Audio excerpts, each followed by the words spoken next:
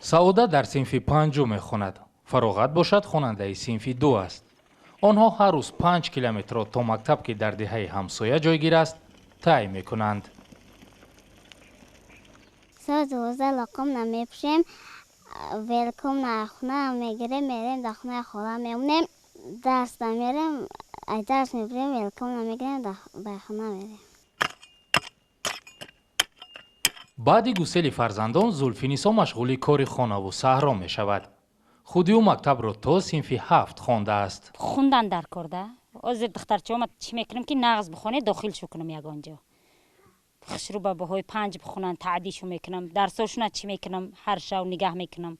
داداشم کمکشو میرسونم، خودم کمکشو میرسونم. زلفینیسا زاده ناحیه لخش است. 9 سال پیش با همراهی شوهر و فرزندانش مهاجر شده به ناحیه شهری توس آمد. دهه وطن جماعت دهات آبشاران ناحیه شهری توس. سال 2010 چند از ساکنان ناحیه‌های بلندکوه شوراباد و مومن‌آباد و لخش و دروازه‌ونج را به اینجا مهاجر کردند و آن زمان مقامات وعده دادند که برایشان اینجا بنگاه طبی و مکتب بنیاد میکنند و خط برق میکشند. با گذشت 9 سال از این 3 وعده مقامات تنها سیمچوب‌های خط برق راست شدند و خلاص و خود برق هنوز به خانه‌های مردم نرسیده است. اینا بنامی لامبوچکا خطی ما زندگی میکنیم. دخترچه‌ام در مکتب خون دخترچه دارم و نمی خطی درساشون تیار میکنن. اکلومتر کهنه استفاده میبریم. تلویزیون گرفتن نمیشه و اکلومتر خطی. نبودی برق و مکتب یگانه مشکل ساکنان این ده نیست. حالت راهی که تا این ده میرسد ساکنان را مجبور کرده است واسطه های الترناتیوی نقلیات را جستجو کنند. سیاحت مراد آورد در مکتبی که فراغت تحصیل میکند معلم است. با فرق از فراغت او مهارت دوچرخه‌رانی ندارد. شوهرش هر صبح با مرکب و عربه او را به کار میبرد و از آنجا به خانه میآورد. به قول خودش ماشین خدمتیش است.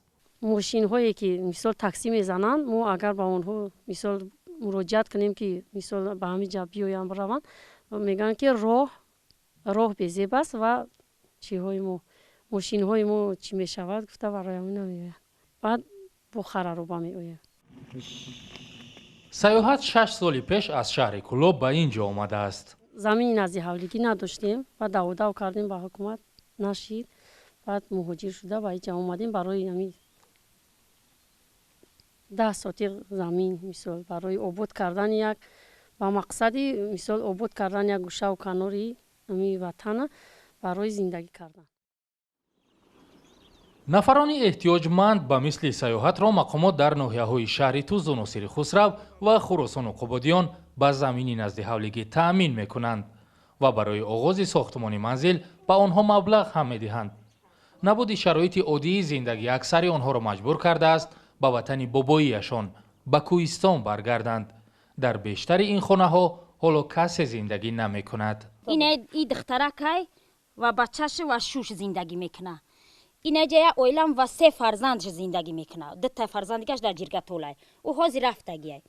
او معلمه قطعی شوهرش اوجا زندگی میکنن. 4 اویله زندگی میکنیم.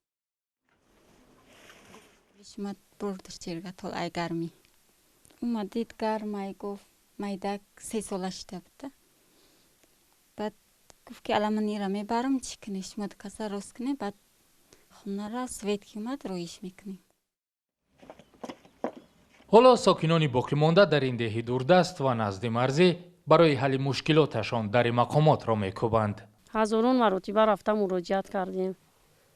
به همه جا به مقامات و اجراییه ها رئیس خدمات مهاجرت جمهوریوی اومدن. از ولایت خطلان معاون اولی رئیس ولایت خطلان اومد. در همه جا عرض کردیم لیکن رزولت نیست چی. طرف حکومت میگه ما آدم میویه خلق میویه 10 نفر 10 اویلا بعد مصوید میکشه. در اداره شغل اهالی و مهاجرت ناحیه شهری توس نخواستند در این مورد صحبت کنند و گفتند تنها با اجازه مقامات بالایی میتوانند و از را شهر بدهند. تا آمدن خط برق در این هوای گرم و تفسان یگانه تفریح ساکنان کم شمار دهه وطن نشستن زیر سایه درخت و نوشیدن آب سرد است. хай бисвет зиндагӣ кардан намешава. Барои чӣ одам зик мешава, телевизор тамошо намекунад. Ягон консерт ёки кино вақте ки бекор мешем. яка ҳами бисёр инаи духтарчам бисёр зиқ шава хонаи оча мо тарафо қишлоқ дай ҳамсу мерем як шав тамошо мекунан меоем.